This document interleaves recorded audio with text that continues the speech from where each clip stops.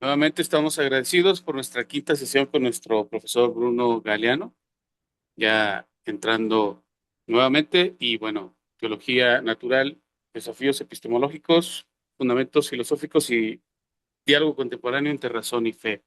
Muchas gracias, profesor. Es todo el tiempo suyo. No, muchísimas gracias nuevamente a vos por darme la oportunidad de desarrollar un autor, en este caso hoy que nos toca, que es muy importante y es Santo Tomás de Aquino. Santo Tomás es, por decirlo así, el pináculo de los medievales.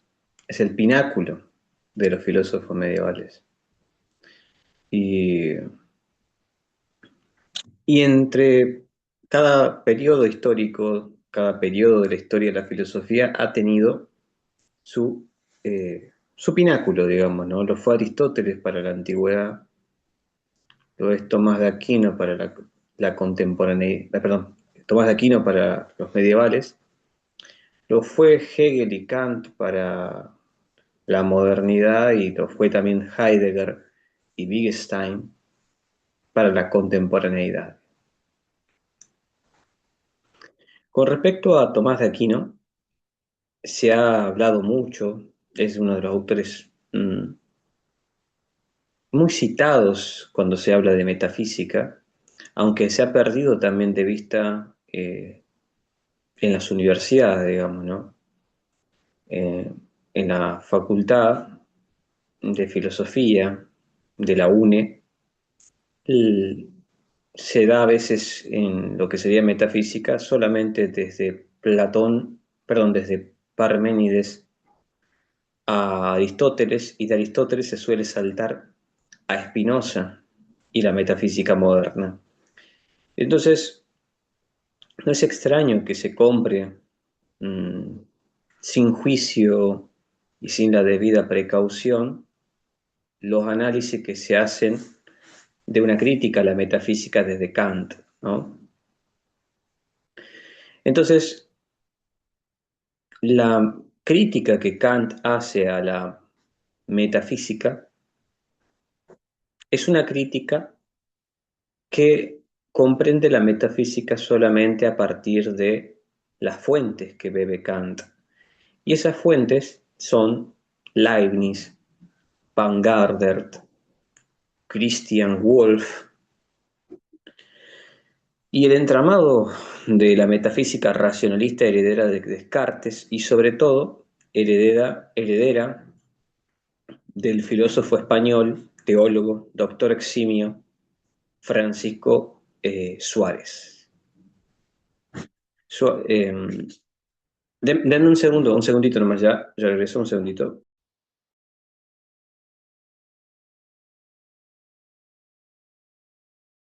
Abordar la cuestión de la,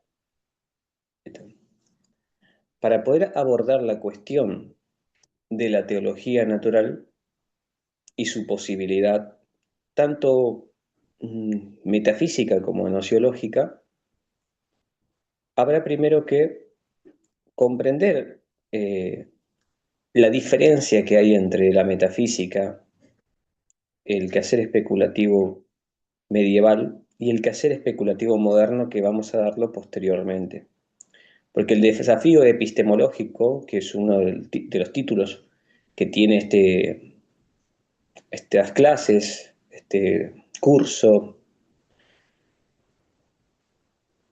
la epistemología o nociología también se conoce como teoría del conocimiento. La epistemología hoy está más remitida al campo de las ciencias, a la validación del conocimiento científico.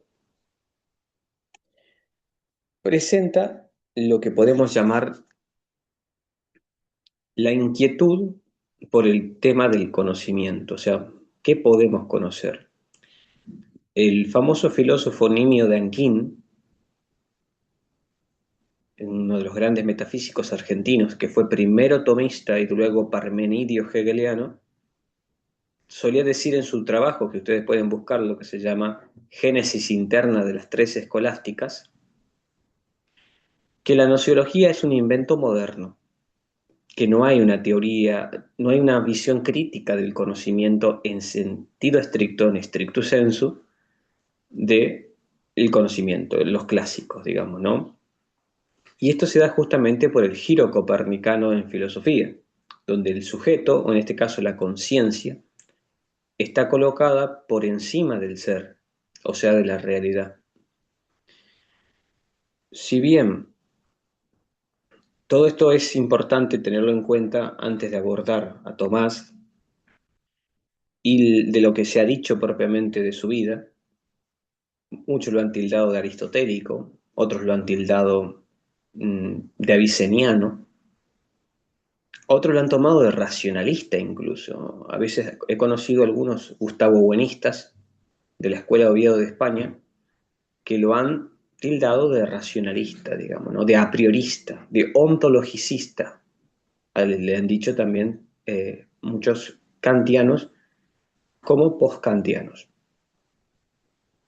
Pero nosotros vamos a tratar de abordar la persona de Tomás, primero un poquito por algunos datos interesantes de su vida y después posteriormente con su filosofía, digamos, que es la que a nosotros nos está interesando, sus perspectivas también entre razón y fe, que hemos tocado un poco al principio de estas clases y que lo estamos por hacer ahora también.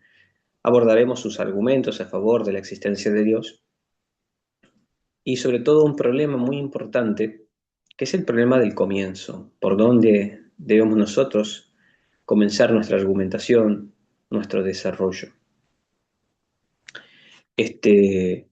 Primero que todo, en el ámbito de lo que podemos llamar nosotros historia, en lo que sería la vida de Santo Tomás, hay un autor muy importante creo que es uno de los mejores que ha trabajado la biografía de Santo Tomás, es el padre Jean-Pierre Torrel, digamos, ¿no? O Piro Torrel, ¿no? Él es quien ha revolucionado los estudios tomistas. Tomás ha sido, en cierto sentido, estudiado ampliamente, pero a la vez el tomismo ha tenido muchas escuelas también, ha tenido muchas perspectivas, muchas lecturas. Algunos lo han tildado de una lectura aristotélica únicamente, o sea, que es Tomás un buen intérprete de Aristóteles, o en este caso un reinterpretador de Aristóteles, un aristotélico, nada más que eso, digamos, ¿no? Es de alguna manera Aristóteles pasado por el agua bendita, han dicho también muchos, ¿no? De esa manera. Lo cierto es que Tomás tiene una cierta originalidad que ha pasado inadvertida por muchos siglos. Por eso, Etienne Gilson, el filósofo francés, historiador también, medievalista, que escribió un libro llamado El espíritu de la filosofía medieval, eh, logró ver con lucidez que Aristóteles en cierto sentido ha sido un gran impedimento para que podamos conocer la originalidad del pensamiento de Tomás de Aquino. Ya en la encíclica Aeterni Patris de León XIII, más o menos, obviamente fue en el siglo XIX, cerca entre 1880 y algo, más o menos ahí, no estoy acordando bien la fecha, donde él incita a volver a Santo Tomás. De hecho, es el padre León XIII, el Papa León XIII, quien manda a editar nuevamente todas las obras de Santo Tomás. A esas obras se les llaman obras críticas leoninas. Y para que tengan una idea, estas correcciones que se hacen en las obras, del latín al latín, no hablamos de traducciones, sino del latín al latín, de copia a copia, en el De Veritate nomás, se hallaron más de 10.000 errores de copia, solamente en el De Veritate, más de 10.000 errores de copia. Y a la luz de estas nuevas ediciones leoninas, surgen estudiosos como Etienne Gilson o también el famoso Cornelio Fabro, digamos, ¿no? Ellos trabajan desde las obras críticas leoninas. Y en esa forma en que se van acercando a Santo Tomás, descubren que la manera en que expresa sus ideas y la originalidad misma de sus ideas está como encubierta. ¿A qué nos referimos como encubierta? Hay un espíritu, y me refiero a esto, a un ímpetu, ¿no? Una forma de ser, que es característico del medieval y no compartido por el moderno. Y el moderno busca la originalidad, busca ser único y detergente, como suelen decir algunos, ¿no? Este, Fíjense que la modernidad está caracterizada por las grandes obras y los grandes sistemas explicativos, ¿no? Es como que el moderno dice, bueno, aquí está la realidad. ¡Pum! Yo te explico. Todos se equivocaron antes que yo te voy a explicar cómo es la realidad. Yo te voy a explicar cómo es la cosa. Y pum, te publica Crítica a la razón pura, pum, te publica la fenomenología del espíritu, pum, te publica las grandes obras, ¿no? No sé, Schopenhauer, ¿no? Por ejemplo, ¿no? Este, todos esos autores que intentan explicar una teoría mundo, teoría completa de la realidad, y tratan de ser originales, buscando una cierta originalidad. En cambio, Santo Tomás y los medievales no tenían esa forma de proceder. Ellos eran muy humildes en el sentido de que ellos, como dice Avicena, como dice este, como dice aquel, ¿no? Como dice San Agustín, como dice el filósofo Aristóteles. Entonces, estos filósofos medievales, para que uno pueda de a poco hallar su originalidad, por ejemplo en Tomás, tiene que leer muy detenidamente y ver la manera en que el filósofo cita. Un pequeño ejemplo que suele ser claro o ilustrativo, por ahí, no sé, es cuando Santo Tomás, jovencito, 25 años, más o menos por ahí, escribe una obra, su juventud, que se llama Sobre el ente y la esencia. Santo Tomás ahí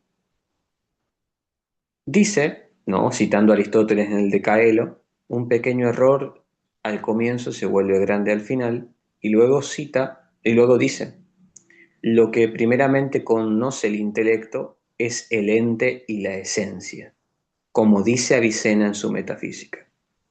Luego vamos a un Tomás un poquitito más maduro, en el De Veritate, un poquito más maduro nomás. ¿Y qué vemos en Tomás? Dice, lo que primeramente concibe el intelecto y en lo cual resuelve todas las nociones es ente, como dice Avicena en su metafísica. Pero si uno presta atención a esto, hay un cambio en la forma en que Tomás cita, pues ya no dice el ente y la esencia, solamente dice el ente. O sea, en la cita que hace Tomás cuando es joven, más jovencito, dice lo que primeramente conoce el intelecto es el ente y la esencia. Y ya un Santo Tomás un poquito más maduro ya no introduce la esencia, pero sigue diciendo que es la cita de Avicena. Entonces, ese cambio en el cual él se limita a no introducir la esencia es donde realmente está apareciendo la originalidad de Santo Tomás. Y después se ve expresado, por ejemplo, en las sentencias, en el comentario de la sentencia de Pedro Lombardo, en en la distinción 8, cuestión 4, artículo 2. Tomás dice, el ente no dice la quiridad, o sea, la esencia, sino solo el actus essendi, o sea, el acto de ser. Entonces, cositas así que a través de de las ediciones críticas leoninas, estos grandes este, sí, eruditos, ¿no? De Santo Tomás, investigadores, pudieron notar y darse cuenta. Entonces, eso es para tenerlo algo en cuenta. El Tomás que se está descubriendo y que se ha descubierto en el siglo XX es un Tomás completamente nuevo. Es novedosísimo, digamos. El propio Nimio Danquín también decía en una conferencia, hace muchos años, obviamente él falleció hace mucho, en la década del 70, gran erudito tomista también, aunque después se hizo hegeliano, Parmenidio. Él decía, la visión grecorromana del ser en Santo Tomás solo duró lo que la vida de Santo Tomás, siendo eclipsada y oscurecida incluso en sus últimos momentos de vida. O sea, la noción que Tomás descubre sobre el ser y que propone Tomás es oscurecida incluso en los últimos años de su propia vida. O sea, lo que están diciendo es que los discípulos de Tomás posteriores no lograron captar la originalidad de Tomás y lo confundieron con Avicena o con Aristóteles. Ese Tomás es el que Cornelio Fabro descubre y es en realidad el Tomás de Aquino que puede hacer frente a los dos pesos pesados de la filosofía moderna, que son Hegel y Heidegger. Nadie puede hacer filosofía hoy en día si no está pensando ni en Hegel ni en Heidegger, porque uno hacer filosofía también es hacer algo de historia de la filosofía y en cierto sentido o uno se está peleando con ellos o los está justificando, digamos, ¿no? Es esa manera, nadie escapa de estos dos filósofos, digamos, ¿no? Entonces, digamos que en un sentido,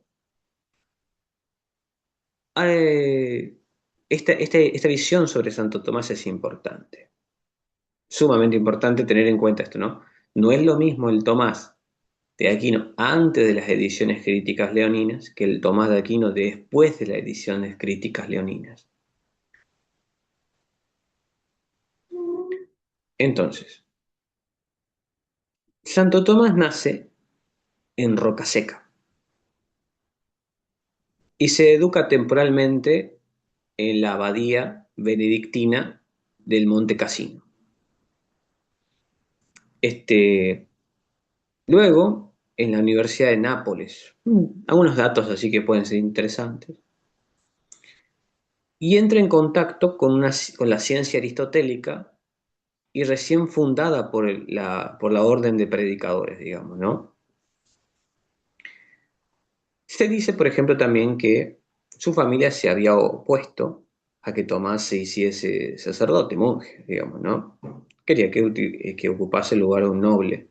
Se cuentan distintas historias ahí de que lo encerraron en el castillo un año entero. Le habían dicho que le mandaron una prostituta incluso para que lo seduciera y que él la sacó corriendo con una antorcha, dicen, ¿no? Otros dicen que también se terminó escapando de ahí por la ventana del castillo, haciendo una sábana, no sé cómo fue la cuestión, las cuerdas. Y al final se logró ir, ¿no? Este, y ahí se formó en la Universidad de París, tuvo de maestro al gran Alberto Magno, ¿no? El San Alberto Magno, ¿no? El contexto es que de Aristóteles, como hemos visto cuando estuvimos dando Aristóteles, los conceptos, o mejor dicho, la filosofía de Aristóteles, tanto su metafísica como su física, no eran conocidas. Para los medievales, antes de que Occidente se hiciese de los textos por medio de las traducciones árabes de Aristóteles, eh, simplemente Aristóteles era un lógico o un retórico. Entonces, Alberto Magno y Santo Tomás lograron ver que los intelectuales árabes se estaban levantando con nuevas herramientas, digamos, ¿no? Y entonces Santo Tomás y tanto San Alberto tuvieron que decir, nosotros también tenemos que integrar a Aristóteles, también tenemos que hacer ese ejercicio, digamos, ¿no? Él tocó las grandes influencias que ha tenido Santo Tomás en su pensamiento han sido, por un lado, el pseudo Dionisio Areopagita, que habla de los nombres divinos también y habla de la teología negativa, por influencia de Plotino. Otro, otro que ha sido también muy importante influencia es Boecio. En Boecio se dice que Tomás logra encontrar algo muy importante que se conoce como la distinción de participación medicamental y participación trascendental, que más adelante vamos a explicarlo, ahora simplemente lo nombro. Otra influencia, obviamente, el mismo Aristóteles, y sobre todo, en este caso, no directamente Platón, se duda de que, de que Santo Tomás haya leído directamente a Platón, es una discusión que se tiene todavía. Es más, yo tengo mi propia especulación, que no se transforma todavía en tesis propiamente, de que lo que Tomás reconoce de Platón lo reconoce por medio de San Agustín, digamos, ¿no? Pero eso es lo que tendría yo que demostrar, obviamente. Pero ateniéndolo justamente a lo académico en Santo Tomás tiene una evolución intelectual muy, muy poderosa. Estamos hablando de un intelecto muy inocente en un sentido, en un espíritu inocente. Se contaba de Santo Tomás la historia de que cuando sus compañeros se reían mucho de él porque él era gordito y a la vez era callado, digamos, ¿no? Y sus compañeros le decían, mira, mira, Tomás, hay una vaca volando. Y Tomás iba corriendo y se fijaba en la ventana, sacaba la cabeza a ver si había una vaca volando, y los compañeros se empezaban a reír de él. Pero Tomás, ¿cómo vas a creer que, que las vacas vuelan? Le dicen. Y Tomás contestaba, yo hubiera preferido creer que una vaca volaba a que mis hermanos me mintieran. Esa... Le decían el buey mudo, también le decían. El buey mudo, ¿no? Alberto Magno hace la profecía de que está bien el buey mudo, pero este buey mudo mugirá tan fuerte que toda la tierra lo escuchará, digamos, ¿no? Bueno, dicho sea de paso, se convirtió en el doctor angélico, digamos, el doctor universal y doctor común. Doctor universal en el sentido de que es doctor para todos los tiempos, digamos, ¿no? Su sabiduría puede abarcar todos los tiempos, digamos, ¿no? Dominó casi todos los conocimientos de su época. Y por eso es importante tenerlo en cuenta. Y de una gran manera, digamos, ¿no? Ahora, ciertamente podríamos entrar en todo un desarrollo de lo que fueron las obras de Tomás, su orden, pero lo que a nosotros nos interesa es su influencia en la teología natural. O sea, yo creo y sostengo que la teología natural de Santo Tomás logró alcanzar tal brillantez que dudaría de alguna superación de tal, digamos, ¿no? Santo Tomás es el más grande de los medievales, indiscutidamente. O sea, incluso entre ateos o no ateos, creyentes, agnósticos, todos reconocen que el filósofo más grande de los medievales ha sido Tomás de Aquino. Es indiscutible esa cuestión. Sobre todo porque logra ser, y esto lo descubre, fíjense esto, fue considerado el más grande de los medievales sin que se conociera todavía la originalidad de él.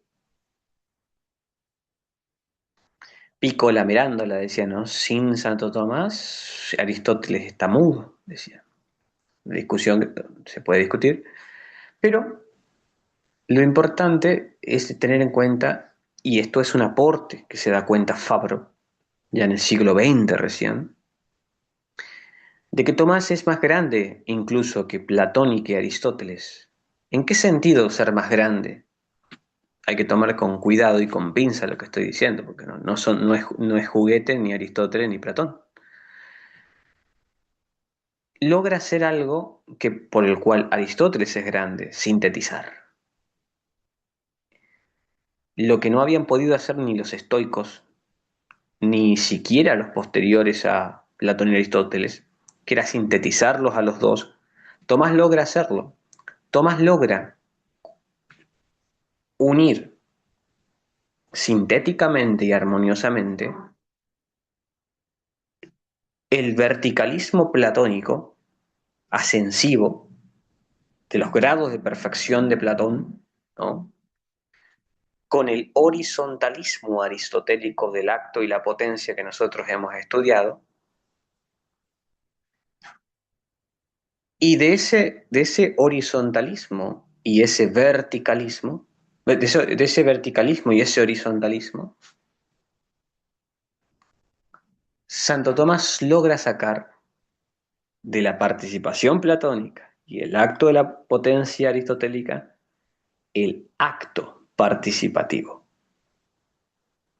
De la participación y el acto y la potencia saca el acto participativo. Ahí está, esa es la originalidad de Santo Tomás, esa unión. Entonces, Santo Tomás ha desarrollado esa filosofía, que es el corazón en realidad de su filosofía, y está en el núcleo y en el fondo de toda demostración racional de la existencia de Dios. El problema con el gran problema epistemológico, la gran dificultad que nosotros tenemos que atravesar después de Kant, es mostrar o demostrar que cuando alguien da un argumento filosófico o racional sobre la existencia de Dios, en realidad, ¿qué diría Kant o qué dicen comúnmente? Solamente estamos demostrando a Dios en la razón. O sea, yo puedo presentar un argumento muy lógico, muy bien establecido entre premisas y conclusiones, pero algo lógico no lo hace real. Y es cierto. El problema de los modernos, incluso de los grandes teístas modernos, como pueden ser Descartes o como puede ser el gran Leibniz, y Leibniz tampoco es juguete, es uno de los filósofos más grandes que tuvo la modernidad, el que desarrolló el argumento partiendo del principio de razón suficiente. Pero ¿cuál es el problema con los racionalistas modernos? Ellos demuestran a Dios sí, pero un Dios en la razón, no en la realidad. ¿Y qué hace Kant? Critica la razón, los límites de la razón. Entonces, ese es uno de los problemas más grandes que hay que solucionar. ¿Cómo hacemos para que nuestro argumento o nuestra demostración no sea una demostración solamente de razón? Esa es la cuestión que hay que abordar, digamos, en cierto sentido, en este desarrollo que desde aquí ya, a partir de esta clase, queda técnicamente inaugurada la parte de teología natural, digamos, ¿no? ¿Por qué? Porque aquí ya vamos a entrar en la discusión de si hay o no hay Dios, de si la razón puede o no puede conocer tal proposición en su veracidad.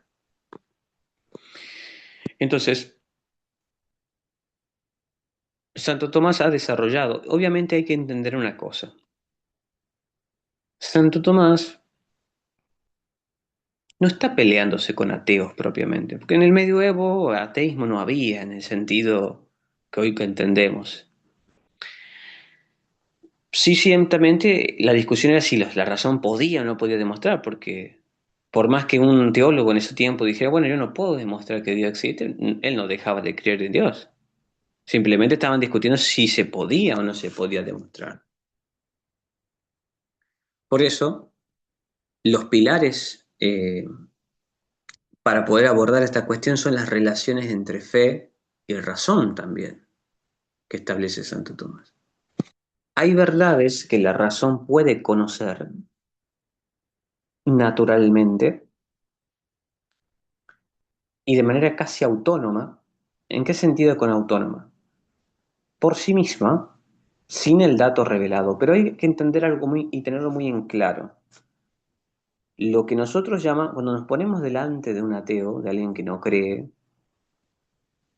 las razones que nosotros elucidamos y las verdades naturales no dejan de ser para el cristiano verdades divinas. Santo Tomás en la Suma contra Gentiles, en principio, cuando habla del doble orden de las verdades divinas, él sostiene que incluso las verdades naturales, matemáticas, cualquier tipo de verdad que el hombre conoce, es verdad divina. Pero es verdad divina natural y hay una verdad divina especial, que es justamente una revelación especial de cosas que exceden a la razón, o sea, cosas que la razón no podría descubrir por sí misma.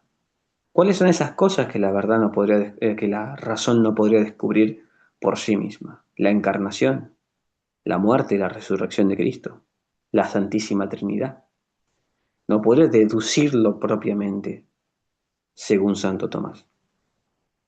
Uno puede llegar a conocer que hay Dios, que es fundamento de la realidad, que es el bien supremo, que es inteligente. Se puede descubrir la naturaleza del bien. Todas esas cuestiones se pueden, que son para Santo Tomás preámbula fidei, preámbulos para la fe. Entonces, por un lado tenemos una articulación de que las verdades de fe, de la razón no contradicen a las verdades de la fe, sino que las verdades de fe plenifican y hacen mejor o más perfecta aquellas verdades de razón. Entonces, los pilares de la demostración de la existencia de Dios en Tomás comienzan acentuando algo muy importante, y es que la razón no debe partir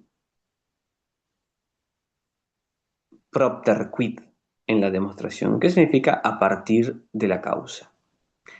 La demostración a partir de la causa no es un modo en el que Santo Tomás procede. De hecho, toda la modernidad, toda la filosofía moderna, en el fondo, es una gran teología o una pseudo-teología. Solo hay que pensar un poco en las palabras de Spinoza en la ética demostrada según el orden geométrico, de que hay, ¿qué dice él? Hay que entender el efecto desde la causa, hay que demostrar el efecto a partir de su causa. O sea, ellos parten por la causa y por la causa entienden el efecto.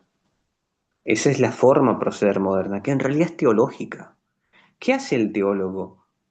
Asume que Dios existe y a partir de Dios se explica la criatura. Como empieza Génesis, en el principio Dios creó los cielos y la tierra. O sea, parte por Dios, parte por el fundamento. Y del fundamento se va a los efectos. Ese es el proceder propio de lo que sería la teología. La modernidad toma de la teología el método, vacía el contenido. De hecho, lo hace con todo, lo hace incluso con la noción de progreso histórico. Dice, ¿quién fue el primer progresista en sentido estricto? Y el primer progresista en sentido estricto fue San Agustín, en la ciudad de Dios.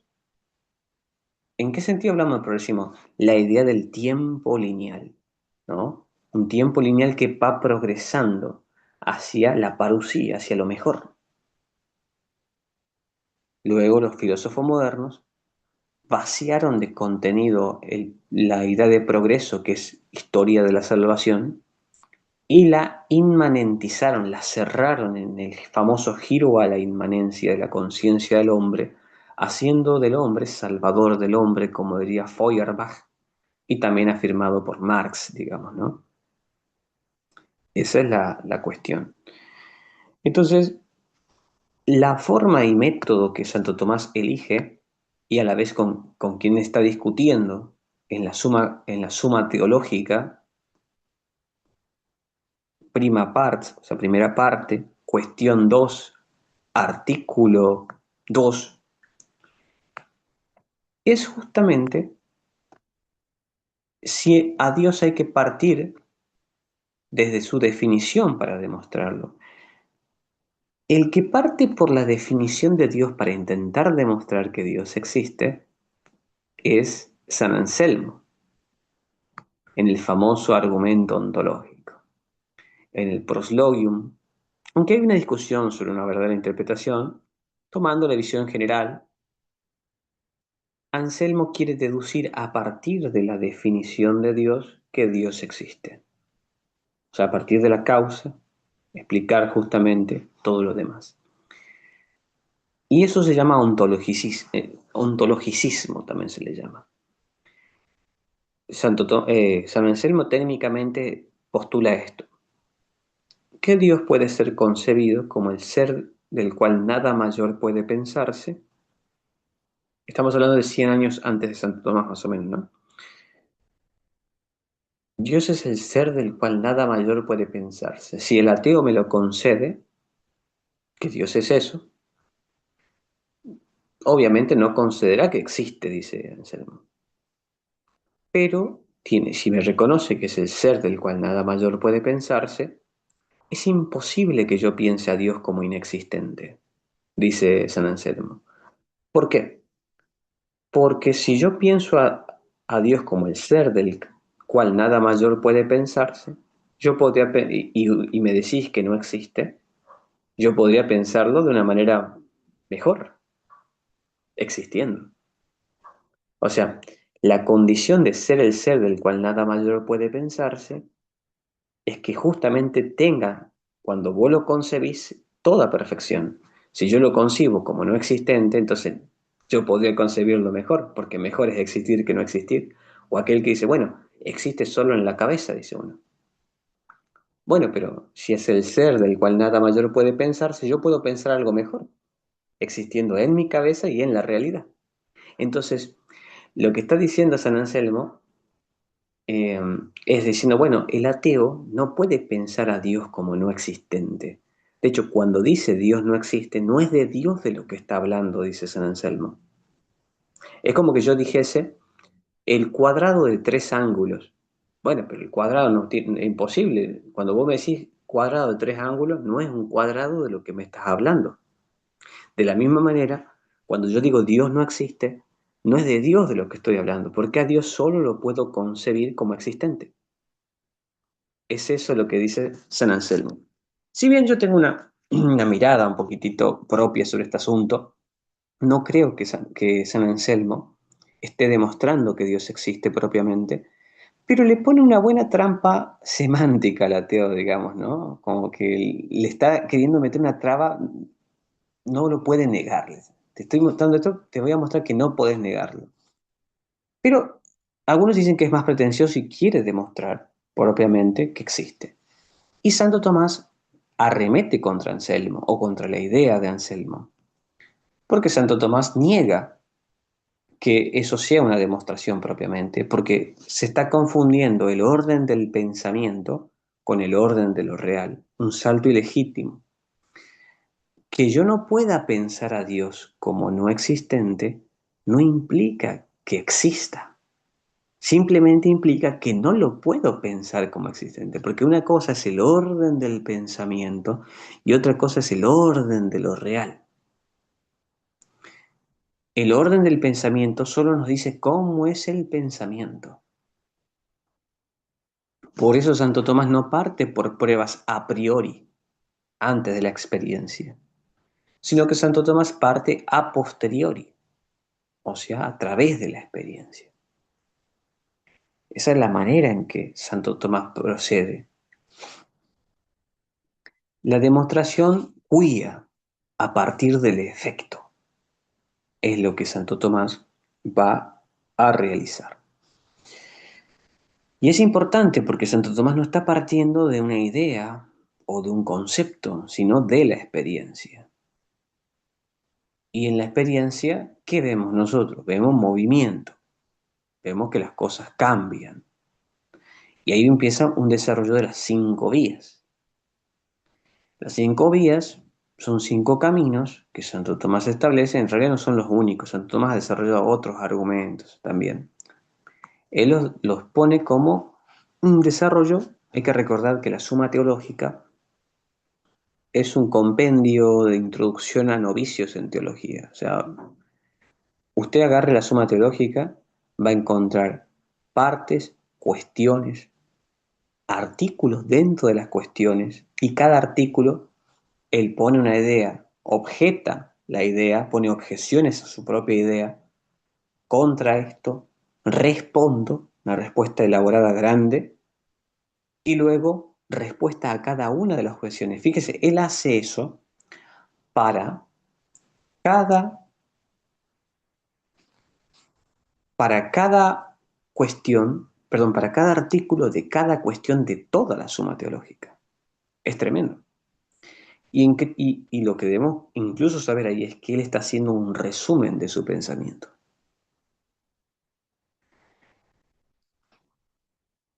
Se dice que Santo Tomás escribía 14 páginas por día durante 35 años, o sea, más de 150.000 páginas.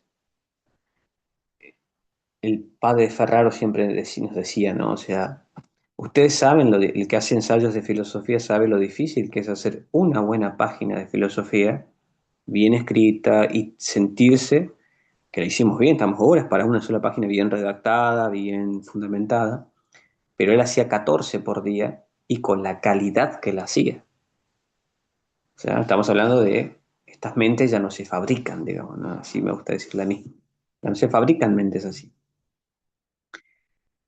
Entonces, el método quia, o a partir del efecto, es el que Santo Tomás utiliza.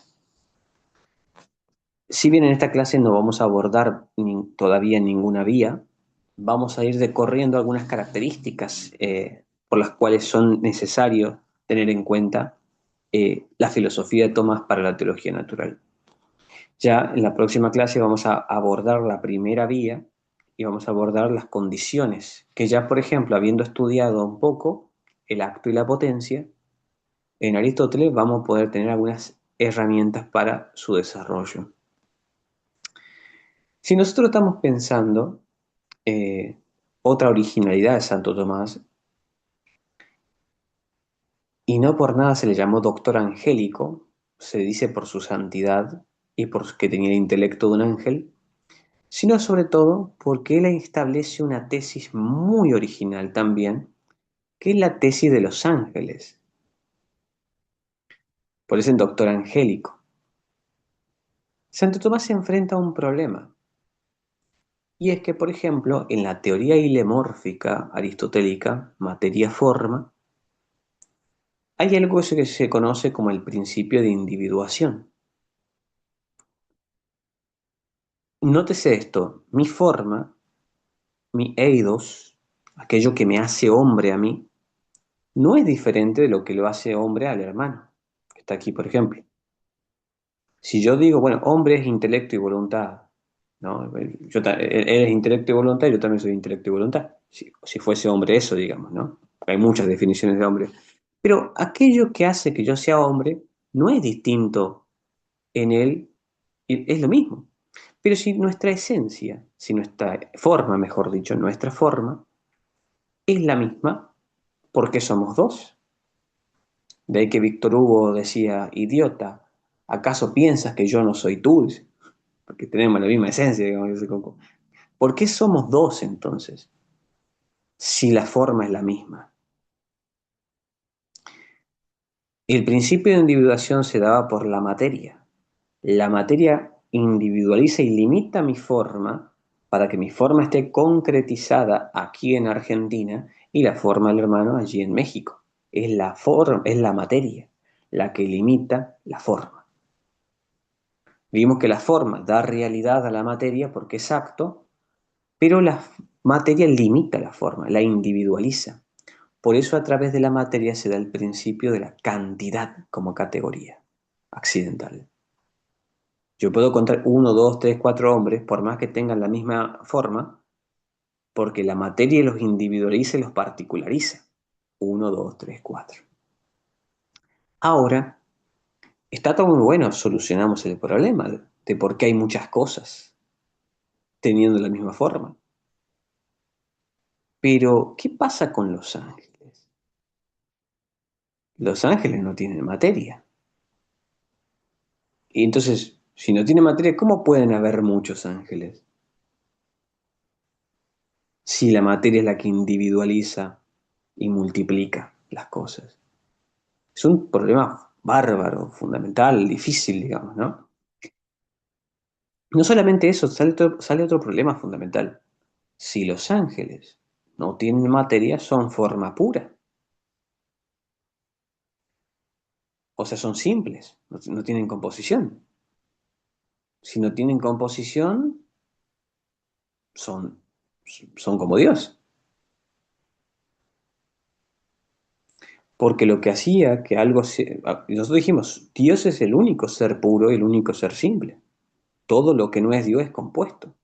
Entonces Santo Tomás se ve obligado a descubrir otro tipo de composición. Tiene que haber otro tipo de composición porque el único puro es Dios. Yo soy compuesto de sustancia accidente, materia forma, acto potencia. Y descubre que los ángeles también son compuestos. Y ahí es donde Tomás descubre la composición de esencia y acto de ser. Que esto va a nuclear toda la filosofía de Santo Tomás. La distinción real entre esencia y acto de ser. Y también va a decir algo muy interesante, se puede discutir, de que los ángeles no comparten género, sino que cada ángel es de una especie distinta. No es como los hombres que somos de la misma especie, sino que cada ángel constituye su propia especie. Es otra tesis. Evadiendo, obviamente, la cuestión de la multiplicación que tenemos, ¿no? Si fuésemos de la misma especie y no nos limita la materia, seríamos uno. Entonces, cada ángel es una especie diferente, lo que es Santo Tomás. Y descubre que son compuestos de esencia y acto de ser. Es importante tenerlo en cuenta porque serían entonces compuestos de acto y potencia, donde así como en Aristóteles la forma juega el papel de acto y la materia el papel de potencia, porque la materia es el principio por el cual cambia una cosa, por la materia las cosas cambian, se mueven, están situacionadas. La potencia es receptividad, ¿recuerdan? Habíamos dado nosotros acto y potencia, ¿no? Sí. Perfecto, me parece que estoy en otras clases, no sé si te he estado. Yo recordaba que sí. Entonces, potencia, receptividad. Entonces, el principio que recibe y es paciente es la esencia y el principio que tiene la realidad es el acto de ser. Entonces, Santo Tomás, a través de un problema teológico, como es la multiplicación de ángeles, que haya muchos ángeles y que tengan que ser compuestos, descubre una distinción aparte de las que Aristóteles descubrió.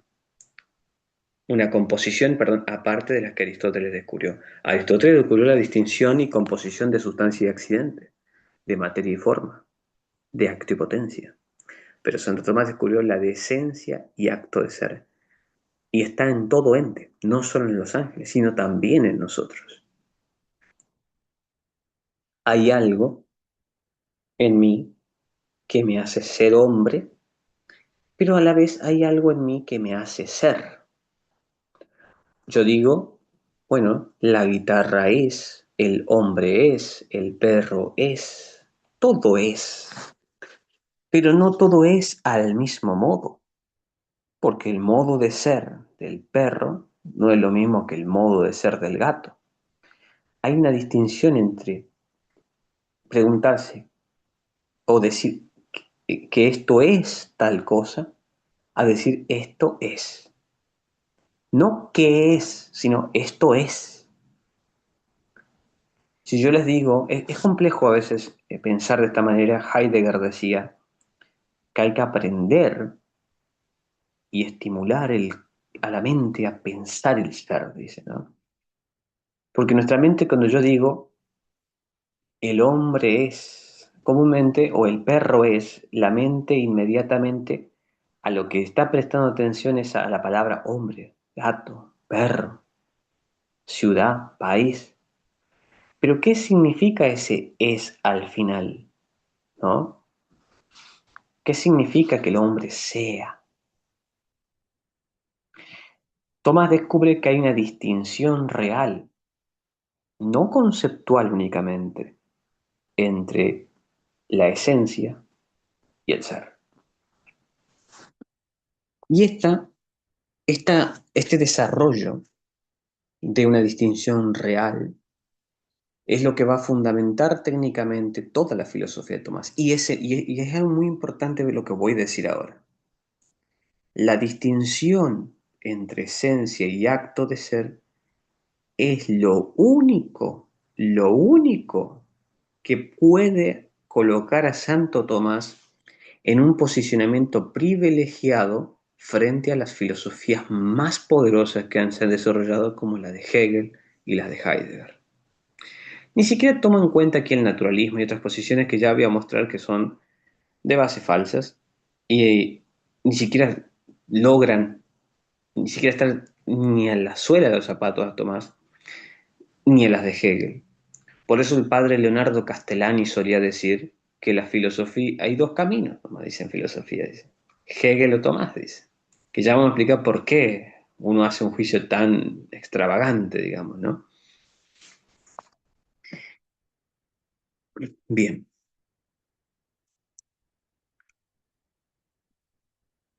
hay que volver a un principio que Tomás señala, porque aquí estamos por resolver por dónde debemos comenzar. Incluso antes de mostrar a Dios, estamos hablando de por dónde el conocimiento, la conciencia comienza. Hegel, el filósofo alemán, el más grande de la modernidad, en su libro, en su obra, La ciencia de la lógica, un libro muy, muy difícil, complejo. Si alguien quiere comenzar a leer Hegel, no recomiendo empezar por ahí. Recomiendo empezar por su libro de historia de la filosofía. Hay una gran diferencia entre leer los cursos dictados por Hegel en la universidad que leer las obras de Hegel, porque Hegel es pedagógico en sus cursos cuando es profesor, pero parece que lo agarra el demonio cuando escribe una obra que tiene que ver así con su fundamentación propia. No, uno lee Historia de la Filosofía, sus tomos de Historia de la Filosofía, sencillísimos para entender. Es igual que Heidegger. Heidegger uno lee Ser y Tiempo y le cuesta mucho, pero uno lee los seminarios que dictaba Heidegger, el seminario sobre la verdad, el seminario de la cosa, son muy, muy sencillos, son fáciles de entender. Sus obras, que son las que publican, esas son las difíciles. Por eso Hegel, en la ciencia de la lógica, en la página 215 de la edición Félix Duque, que está en internet si la quieren buscar, plantea un problema que se llama el problema del Anfang, que es el problema del comienzo. ¿Por dónde debe comenzar la ciencia? Pregunta Hegel. Una exigencia muy debida, muy importante, digamos. Hegel se había dado cuenta de que la conciencia moderna había caído en lo que él llamaba un pensamiento circular, ¿no? Esta parte es compleja, voy a tratar de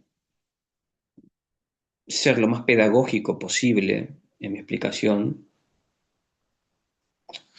Hegel intenta fundamentar una filosofía que parta sin supuestos, que no tenga ningún supuesto. De ahí se va a enfrentar, bueno, nunca se enfrenta a Schopenhauer, pero Schopenhauer dice que es imposible hacer filosofía sin suponer algo, porque sigue el juicio de Averroes, que dice que ninguna ciencia demuestra su objeto. Es muy... Hegel piensa, bueno, si las ciencias particulares presuponen su objeto, la filosofía debe diferenciarse de las ciencias particulares en que no supone nada, que intenta demostrarlo todo.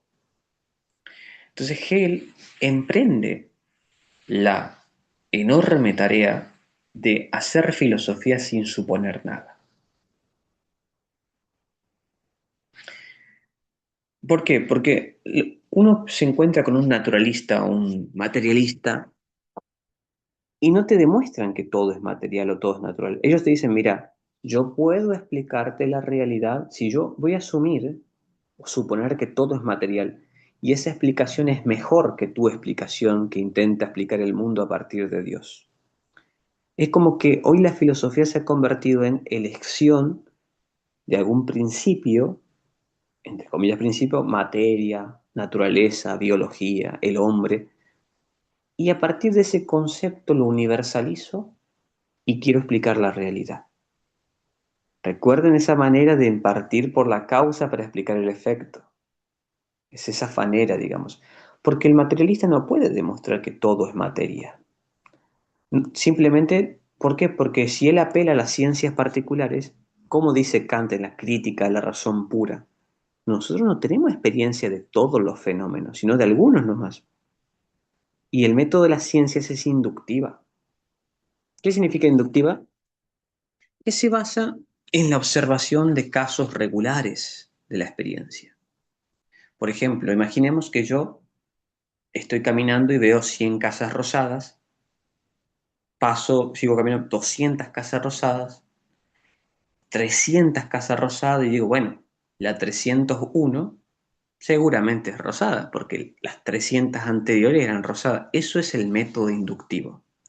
Es el método fundamental de las ciencias empíricas, pero no es absoluto, porque no es necesario de que sea rosada la casa que 301, sino que es muy probable. Pero entonces el materialista no puede decir que todo es materia, porque él se valdría de la inducción, y la inducción solo le habla de probabilidad, no le da un juicio absoluto. Y por eso Platón dice, filósofo es el que ve el todo, y el que no, no. El que no, mira, el que no ve el todo no es filósofo, dice Platón.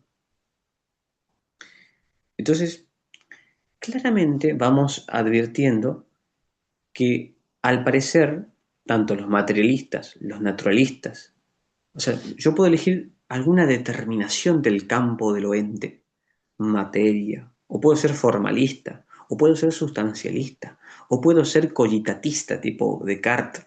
Puedo elegir cualquier ontología de las miles que la razón puede construir y partir por ahí. Hegel dice no, todas están suponiendo porque no pueden demostrar ese punto de partida. Y fíjense lo que dice, si ustedes pueden buscar una obra, si les interesa, se llama Historia de la lógica formal del lógico Bochensky, un lógico suizo, Joseph María Bochensky, el sacerdote dominico, lógico. En su libro, en la página 200 y algo, más o menos, si no recuerdo mal, él trabaja el concepto de supuesto. Nosotros sabemos que es una petición de principio, es una falacia lógica, que es simplemente asumir lo que se debería demostrar. Es una petitio principi, también le dicen, en latín. Es un razonamiento equivocado, digamos. Es como que yo les diga, miren, no, todo es materia, ¿y cómo lo demostras? Me voy a las ciencias, a la física, y la física me muestra que todo es materia. No, no, eso es mentira. O sea, porque la física supone la materialidad de su objeto para operar, pues. O sea, ¿cómo, si vos me decís, yo te demuestro que todo es materia, yendo a la física que supone que el objeto de estudio es material, pues no tiene sentido. Es una petición de principio.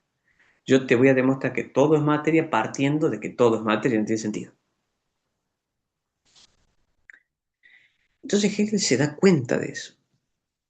Y la condición de un supuesto, dice Bochensky en su libro de lógica, es un supuesto que es un concepto medieval, es algo que puede ser colocado debajo de otra cosa a condición de la sustantivación. Tiene que estar sustantivado. Un concepto tiene que estar sustantivado. Hombre, materia, forma, etc. ¿Cómo hace Hegel para escapar de eso? Él. Digan, ¿por qué me están hablando de Hegel si me van a explicar Santo Tomás? Lo muestro simplemente porque es importante el problema que Hegel descubre y señala y cómo Santo Tomás ya lo había resuelto a ese problema. Entonces Hegel plantea, ¿por dónde partir? ¿Por dónde podemos partir? Y él, no lo vamos a ver ahora, pero él parte por el puro ser, el reinen sein. Bueno, pero eso no es un supuesto. El ser no es un sustantivo, es un verbo. O sea, la condición de un supuesto es la sustantivación y determinación. Hegel no es arbitrario ni comete petición de principio. Fíjense, se ha convertido en el tramposo más grande de la historia de la filosofía. Yo cuando parto por el ser es indeterminado. No es ni la naturaleza, ni la materia, ni la forma, ni la sustancia, ni el hombre, ni no. El ser es indeterminado. Y el problema que tenían las ontologías modernas era que o yo parto por la sustancia, o parto por la forma, o parto por las categorías a priori, o parto por la naturaleza, o parto por esto, o parto por aquello. Determinaciones. En cambio, partir por el ser es indeterminado.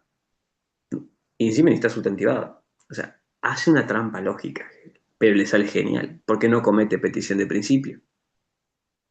La petición de principio está en partir por lo determinado.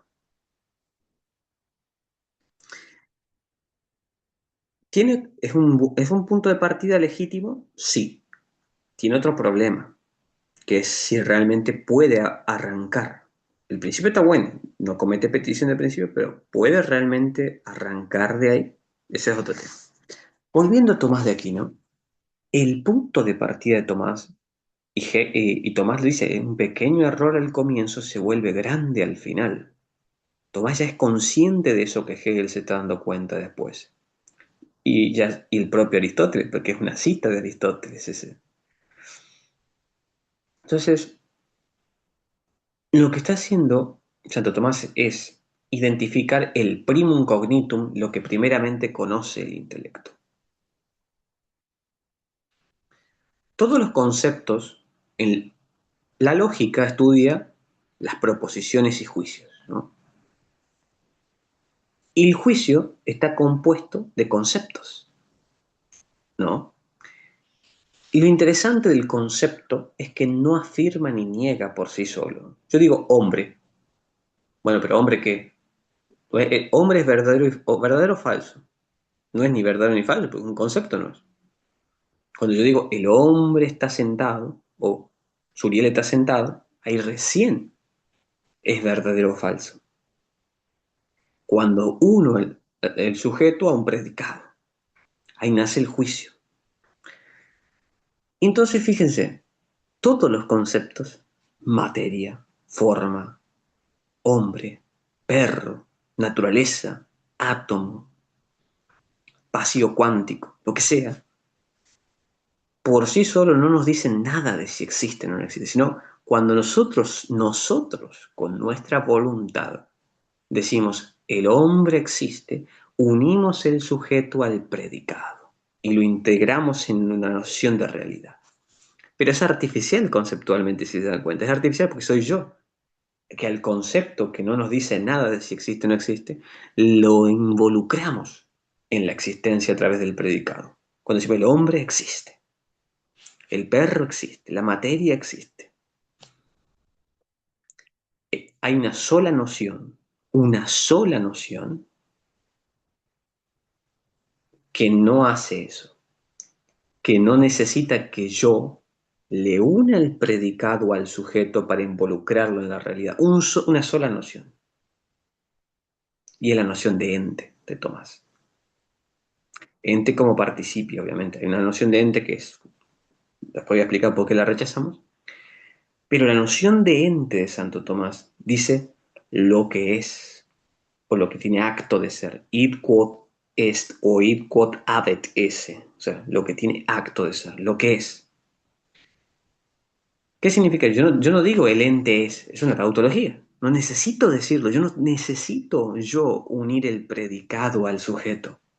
Porque el ente, lo que es, en su propia expresión y noción ya lo involucra con la realidad.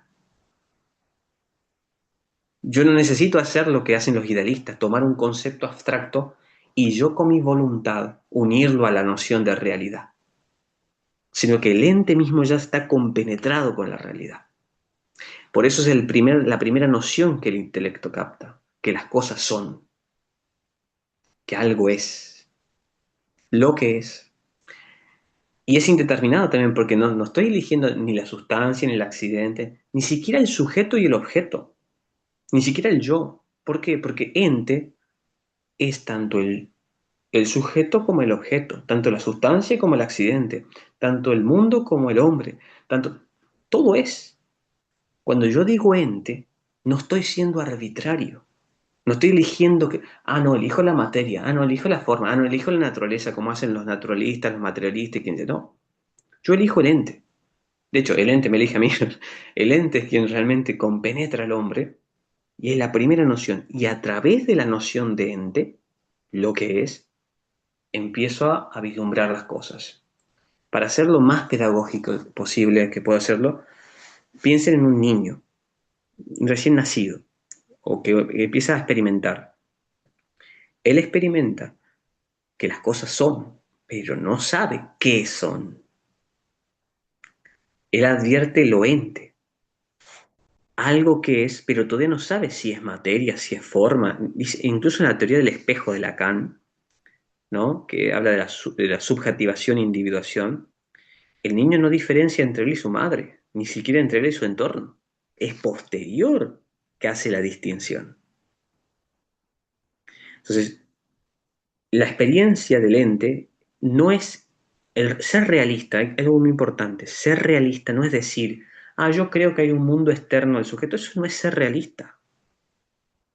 Eso no te hace realista. Lo que te hace realista es fundamentar que hay una distinción entre el modo de ser conciencia y el modo de ser mundo, pero se parte por el ente. El ente es lo que primeramente, el intelecto se pone en acto por el ente. O sea, hay conciencia porque hay ente. No puede haber conciencia de nada. Siempre es conciencia del ser, del ente. Por eso es justamente lo que decía Parménides también, ¿no?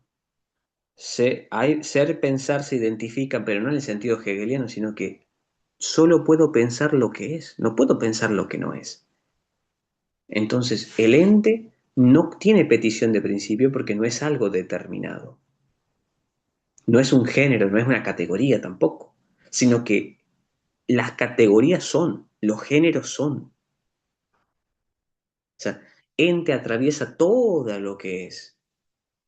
Por eso es la primera noción del intelecto. Este es el mayor argumento. Yo no necesito refutar al naturalismo, pelearme con las hojas del árbol. Tengo que darle un hachazo a la raíz. Ni siquiera su punto de partida está justificado. Porque ya parte flexionando el ente a lo natural o flexionándolo a lo material. Ya comete una petición de principio.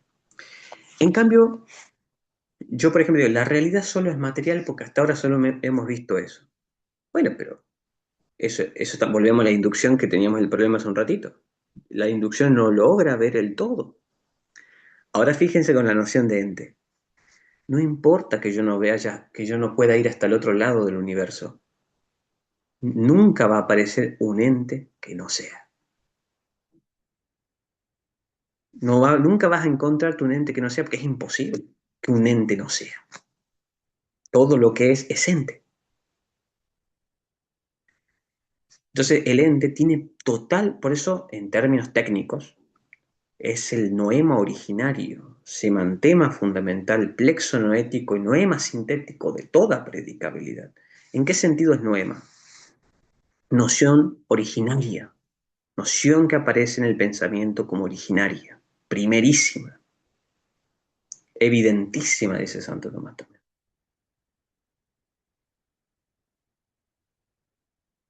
Es sintético porque no es tampoco simple. Nótese, lo que es, lo que sujeto es predicado. Es sintética, está compuesta. Y en el fondo logramos atisbar esto que veníamos diciendo.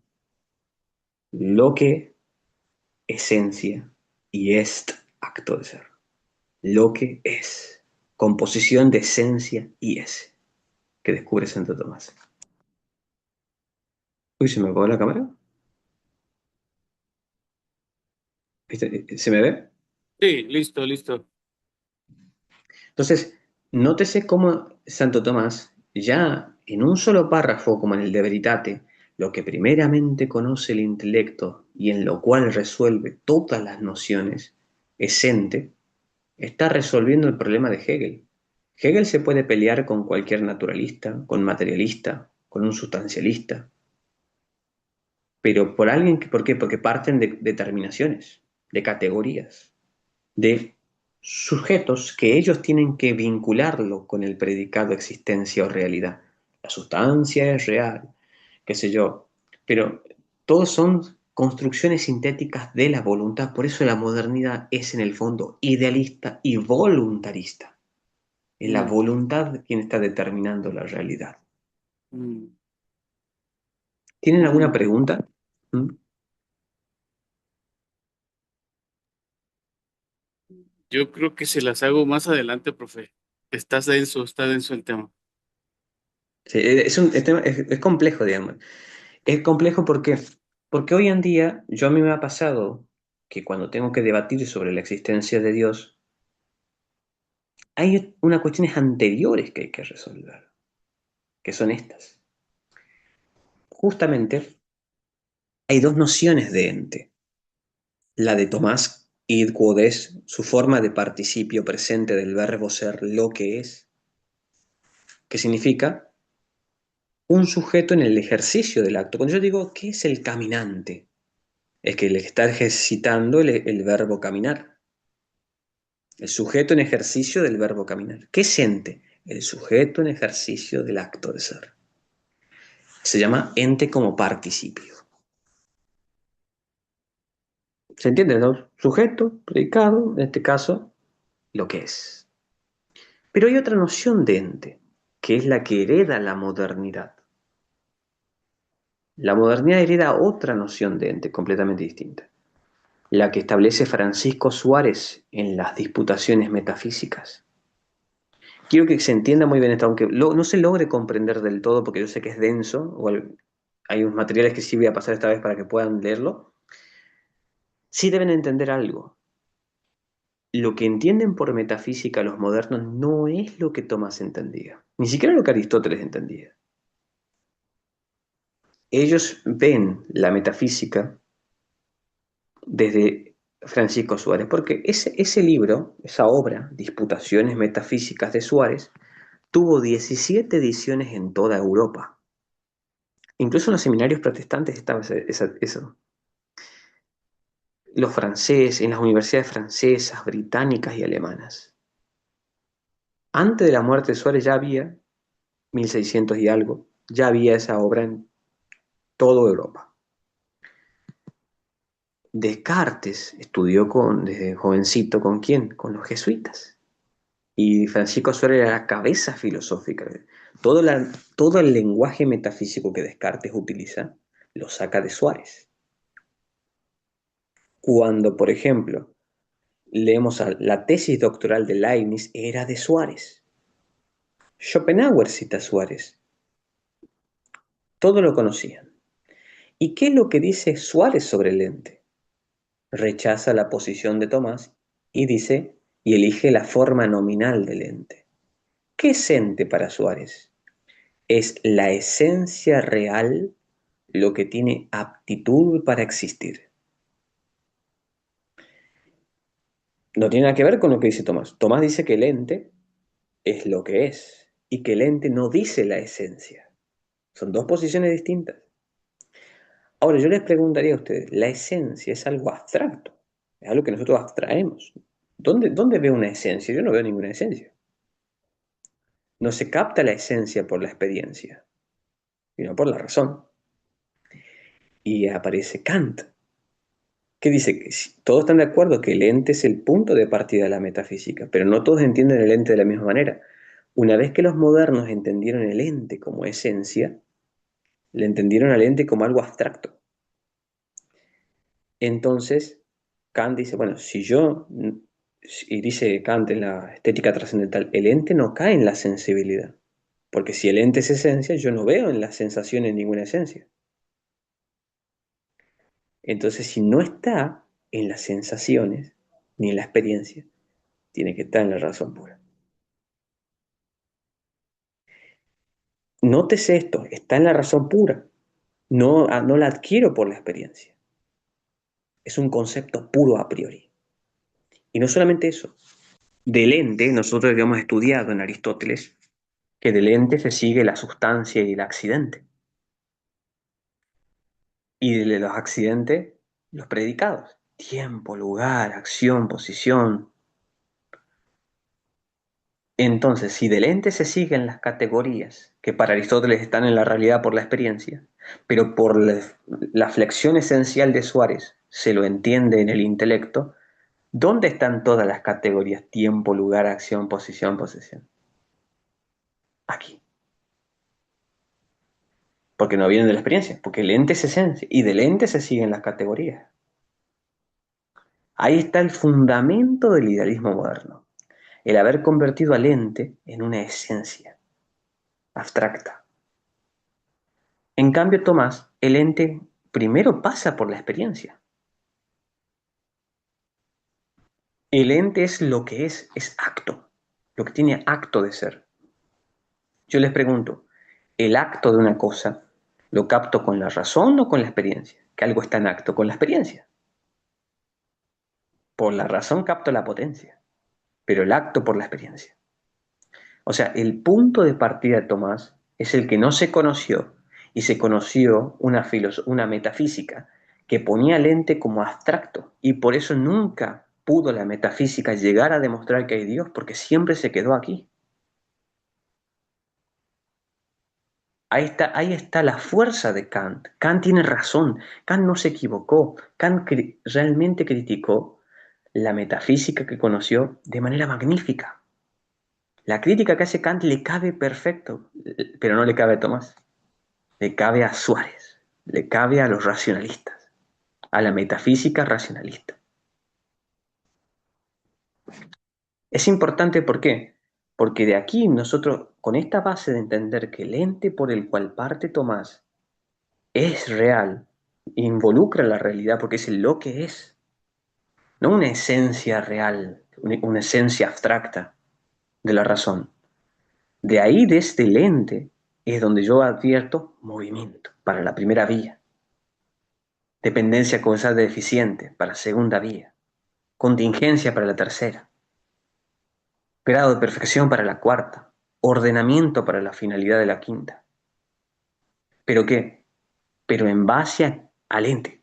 Si nosotros no resolvemos esta cuestión del ente y aclaramos este problema, ninguna demostración va a valer, porque van a creer que siempre solamente es una demostración de razón. Tenemos que involucrar que el punto de partida de nosotros es realísimo. Nótese esto que diré. El problema con el racionalismo es que demostró a Dios en la razón, únicamente. Bueno, si es lógico no implica que sea verdadero. Tienen razón. Por eso nosotros Tomás descubre en la experiencia un principio de realidad en la cosa y ese principio de que hace real a las cosas lo arrastra en su silogismo hasta la conclusión, para mostrar que es real la conclusión, no un mero silogismo. Descubre por medio de la experiencia y el captar del ente un principio que es el acto de ser, que hace real cualquier cosa y lo arrastra en todo silogismo hasta la conclusión. Y ahí está mostrando a Dios en la realidad y no solo en la razón. Este es el gran descubrimiento de Fabro también. Es el gran descubrimiento de Fabro.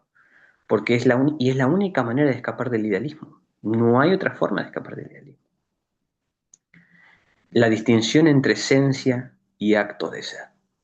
Entonces, a partir de este descubrimiento, y no solamente eso, fíjense, a partir de lo que Suárez hizo, por eso Heidegger, que se da cuenta de esto, el olvido del ser, dice Heidegger, ¿no? Habrán escuchado alguna vez el famoso olvido del ser de Heidegger. Cuando él tiene una entrevista con Javier Zubiri, filósofo, gran filósofo español, él le dice, Suárez es el hombre. ¿Qué significa eso? Suárez es el hombre que hay que abatir, él es el responsable del olvido del ser. ¿Por qué? Porque en vez de comprender el ser en cuanto ser o al ente en cuanto ente, flexionó el ser a la esencia, al modo, a lo abstracto. Entonces se perdió de vista el ser, propiamente. ¿Y él qué creyó? ¿Pero acaso Heidegger nunca leyó Santo Tomás? Heidegger dice que era tomista cuando estudiaba en el seminario. Heidegger, el filósofo alemán, ¿no? Cuando jovencito. De hecho, recibió una formación de Karl Breit, un gran teólogo y filósofo alemán. Estudió mucho Suárez Tomás, pero a la vez también tenía mucha influencia del tomismo español, por ejemplo, del cardenal Ceferino González, eh, que había escrito un tomo de historia de la filosofía, y en su tomo 3, Ceferino dice, 4, era 4, ¿no? Él dice, la etiqueta de suarismo está injustificada, dice. ¿Qué significa eso? Que para este autor de peso no hay distinción entre suarismo y tomismo, por eso está injustificada hablar de suarismo, como que tomismo y suarismo es lo mismo. Heidegger leyó eso. Entonces, ¿qué hizo Heidegger? Metió en la misma bolsa a Tomás junto con Suárez. Suárez se convirtió en el filtro por el cual los modernos entendían a todo detrás, antes de Suárez. Heidegger se da cuenta de eso, pero ojo, no se da cuenta del error que tiene de tomar en bloque, pero sí se da cuenta de que Suárez sí cometió un error, de convertir el ser en la esencia. No, no solamente así, fíjese lo que dice, ente es esencia real, lo que tiene aptitud para existir. ¿Qué significa la aptitud para existir? La mejor expresión viene de Wolff, que sigue a Suárez. ¿Qué es ente? Lo que no encierra contradicción, dice Wolff, Christian Wolff. ¿Qué significa eso? Que no encierra contradicción. Ellos están pensando todo acá, todo en la cabeza. Fíjense, miren. ¿No han escuchado alguna vez? Bueno, si no es contradictorio, puede existir. Pero si es contradictorio, no puede existir. Habrán escuchado eso, ¿no? No, existe en un mundo posible. Filósofo analítico, digamos, tipo Alvin Plantinga y los demás. Bueno, mientras su esencia, mientras la definición no sea contradictoria, mientras no sea un soltero casado, un círculo cuadrado, puede existir. Entonces ellos colocan la condición de la existencia en que la esencia no sea contradictoria. La esencia es la condición para la existencia. Eso hicieron los modernos. Si es posible, si es lógicamente pensable, puede existir. O sea, ellos invirtieron la relación acto-potencia. En Aristóteles, algo puede ser porque reposa la capacidad en un acto. La potencia reposa en el acto. En cambio, en ellos, que entendieron mal potencia por posibilidad, si es posible, de su posibilidad se sigue su existencia. Ese es el error de los modernos. Ya aquí estamos mostrando cómo razonan, digamos. No, hoy hablamos de mundos posibles, lógica modal, todo, bueno, todo un intento idealista en el fondo. Luego, Hegel fue el más grande de todos porque Hegel siguió las consecuencias de Suárez. ¿Qué hace Suárez? Digo, ¿qué hace Hegel? Bueno, Kant dice, digo, perdón, Suárez, la esencia, fíjense, ¿no? La esencia, el ente es la esencia, el ser es la esencia. Ok, pero la esencia es abstracta. ¿Estamos de acuerdo? Porque es algo que se abstrae. No, no cae en la experiencia. Pero entonces si la esencia es el ser, la esencia es un concepto. Toda esencia es concepto. Hombre, perro, gato, concepto. ¿Y el concepto dónde se da? En el intelecto. Entonces, sí, ¿y el ser qué es la realidad? Concepto, esencia, ser son iguales. Entonces, el ser está en la conciencia. Y Hegel dice, todo lo racional es real y todo lo real racional, todo lo conceptual. Por eso Hegel entiende la realidad como concepto. Él es el que ya hace el paso definitivo, ya está. ¿Qué tanto? Ya está. Adentro, afuera, no. Todo es esencia, todo es concepto. El pensamiento, el espíritu, el Geist. ¿Qué es la historia? El devenir de una conciencia que se comprende como esencia vertida en la historia. Se entiende como concepto cristiano, como concepto griego, como forma en Platón, atraviesa toda la historia de la filosofía como esa comprensión de Dios como una esencia máxima que se autocomprende a sí mismo en su conciencia. Pero todo esto deriva de Suárez, metió la pata más grande, la metida de pata más grande de la historia de la filosofía, digamos, ¿no? El padre Ferraro dice que es, lo considero, yo no digo tan así, para mí es grande, pero Cristian Ferraro, uno de los 10 grandes tomistas más, uno de los 10 tomistas más grandes de la actualidad, de los más eruditos hoy en el mundo, él lo decía, justamente que es un incompetente total que nunca tuvo que escribir una sola hoja de filosofía. Así le llaman. No sé si tú lo has visto, ¿no? Un incompetente que nunca tuvo que escribir ni una sola hoja de filosofía, decía el padre Ferrari, ¿no? Entonces, de ahí deriva el idealismo. De ahí deriva todas estas relaciones. Entonces tiene que entenderse esto. El ser, Dios, que era trascendente en los medievales, se vuelca como conciencia en los modernos, Hegel, se inmanentiza, se vuelca la conciencia, se inmanentiza. Cuando se inmanentiza, ¿qué sucede? Se vuelca como materia en Marx. Entonces, el absoluto trascendente se inmanentiza en la conciencia, se vuelca como materia en Marx y se particulariza y se fragmenta en la posmodernidad. Cada hombre es su propio absoluto, tipo Sartre. Ese es el proceso. Y ahora lo que nosotros vamos a aprender en las clases siguientes es ponerle un hacha a la raíz de esto, mostrando que si se hubiese aprendido lo que vamos a aprender de Tomás, no se hubiese llegado a todo esto. Y que la demostración de la existencia de Dios depende también de rechazar ese proceso como indebido e injustificado. Al menos desde la posición tomista, digamos, ¿no? Yo siempre soy alguien que desarrolla bastante filosofía a la vez que hago historia de la filosofía, si se habrán dado cuenta, ¿no? Es la manera en que yo lo hago porque me gusta, lo que yo quiero que aprendan conmigo es que cuando ustedes puedan escuchar un discurso político, una película, lo que sea, ustedes digan, ah, esto es así, ya puedan discernir de dónde viene la idea, digamos, ¿no? Así que esto con respecto a la cuestión de Tomás y la cuestión de la metafísica. Entonces, ¿por qué hice todo esto si tenemos que hablar de Dios? Pero para poder hablar de Dios hay que tener un buen suelo, hay que tener un buen punto de partida. Y el único punto de partida correcto, que no comete peticiones de principio y que puede tener un desarrollo, es el ente tomasiano. Porque no te está diciendo ni Dios ni hombre, te está diciendo ente, lo que es. Todos podemos estar de acuerdo. Capaz que miramos una silla y decimos, no, esto es una mesa. Yo digo, no, es una silla. ¿Pero qué estamos de acuerdo? Esto es.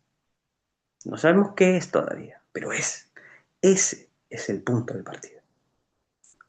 Y después decimos, es movimiento, es sustancia, es accidente, es aquello, está ordenado. Pero primero, ente. Bien. ¿Alguna pregunta? Dejamos un espacio para las preguntas. Sí.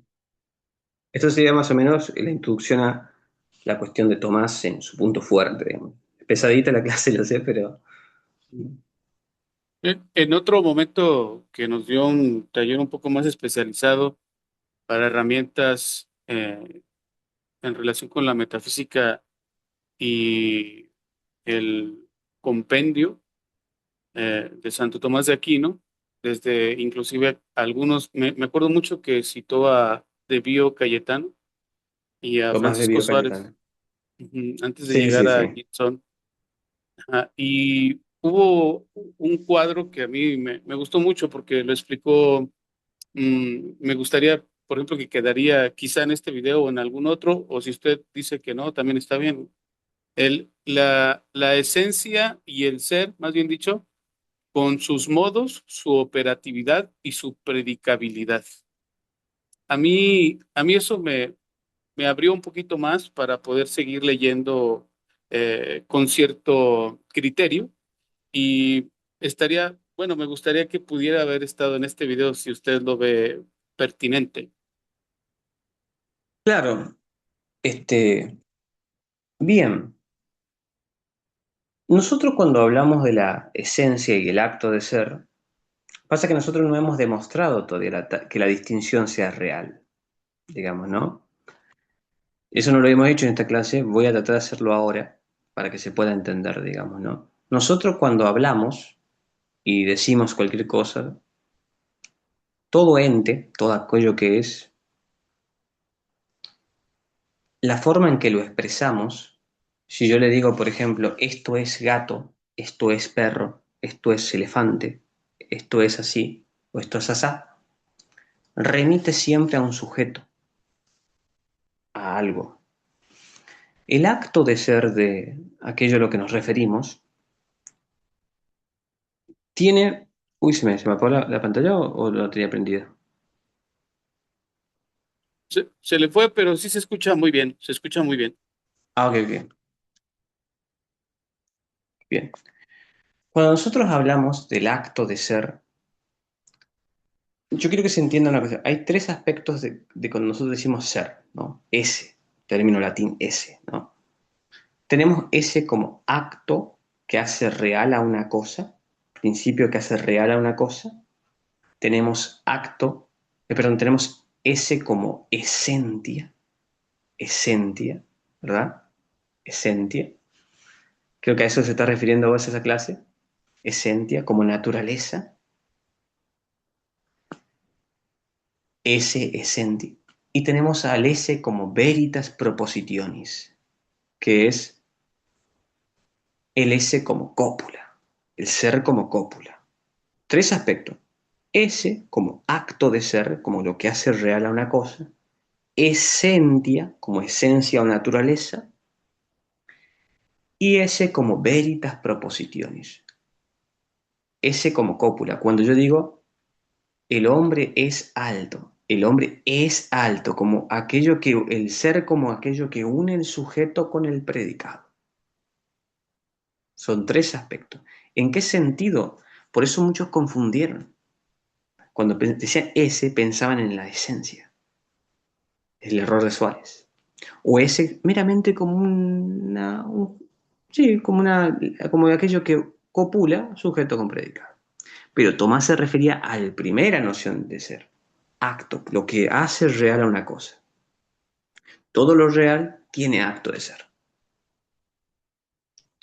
Entonces, si nosotros diferenciamos el modo en el cual nosotros predicamos el hombre es alto, el hombre es esto, el hombre es aquello, cópula, esencia como naturaleza y esencia como acto.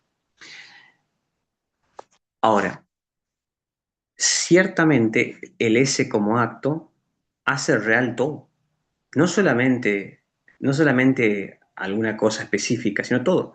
Si usted se fija, la esencia es, y la veritas, la cópula, lo que copula, también es, o sea, el es, por eso se llama el ser, es el ese intensivo, extensivo, real. Se llama intensivo porque penetra intensivamente a todo ente, porque no hay alguna, en mí, por ejemplo, no hay alguna parte de mí que no sea, que no esté siendo, que no esté en acto, que el acto de ser no esté sosteniendo, penetrando todo el ente en su totalidad, siendo que sea, todas las categorías, ¿no? Ser atraviesa todas las categorías, atraviesa la cantidad, cualidad, tiempo, lugar, acción, posición, relación, sustancia, accidente, materia, forma, naturaleza, mundo, vacío cuántico, todo lo que sea está siendo sostenido por el acto de ser, intensivo y extensivo a la vez porque se extiende a todo ente. No hay ningún ente que quede fuera del acto de ser. Y luego, en ese sentido, es el real. ¿Por qué es el real? Porque es el acto de todo acto. Porque algo está en acto por el acto de ser. O sea, es real en el sentido de que no es meramente conceptual, porque incluso lo conceptual también es. Ese es el tema del acto. Al acto no se le escapa nada. Es el principio que perfecciona, el principio que mantiene, el principio que provee, el principio que nutre toda determinación. Ese es el aspecto del ser, digamos. Y es necesario entenderlo a la luz de algo que vamos a estudiar cuando lleguemos a la cuarta vía, que es la participación metafísica. Santo Tomás desarrolla toda la participación metafísica, desarrolla todo a la luz de la participación metafísica. Eso es lo que quise decir. No sé si era eso más o menos lo que habías escuchado en la clase. Sí, sí, sí, sí. Muchas gracias. Se suele confundir a veces, ¿no? Esentia, pero está, la involucra. porque la esencia necesita del ser. ¿Qué es una esencia sin ser nada? La esencia sin ser no es nada. O sea, incluso la esencia como pensada todavía es en algún sentido. ¿Alguna otra pregunta, hermano? Yo creo que estuvo bien bueno por ahora, profesor. Le mandaría algo por Una, cla- escrito y una clase pesada, dice. sí, sí, y si nos puede mandar algunas lecturas para grabarlas con todo gusto también. Les voy a pasar, esto sí les voy a pasar, voy a tener no sé si está en internet, no, lo voy a tener que descargar nomás porque es un texto que escribió Alberto Buela, sobre algo más sobre metafísica, se llama. Son dos textos, algo sobre metafísica, que son 2 páginas, y algo más sobre metafísica, se llama, que son como 12 páginas, donde él explica casi como lo que acabo de hacer yo esto. De hecho, lo aprendí de Alberto, digamos, ¿no? De él lo aprendí y lo fui a investigar en otro libro, que escribílo ahí, si lo puedes escribir también, ese está en internet, Suárez y el destino de la metafísica, de Leopoldo Prieto López. Suárez y el destino de la metafísica, de Leopoldo Prieto López, un español, digamos. Una de las obras más grandes sobre Suárez y su influencia en la filosofía. Así que ya para la próxima entramos ya un poquito en las vías ya, pero esto era importante como fundamentación. Aquí yo acabo de resumir un poco de todo lo que fue el curso de realismo que yo di, que vos participaste, un poco, digamos, ¿no? Nada más que ahí dimos una clase entera de Heidegger, una clase entera de Hegel, una clase entera de... Sí, sí, es correcto, es correcto. Bien. Bueno, no sé si quedamos hasta aquí, hermano, entonces. Sí, sí, sí, sí, muy bien, muchas gracias, profesor. Y bueno, nos vemos el siguiente miércoles con el favor de Dios. Nos Hasta vemos. pronto. Un abrazo, bendiciones. Chao. Gracias.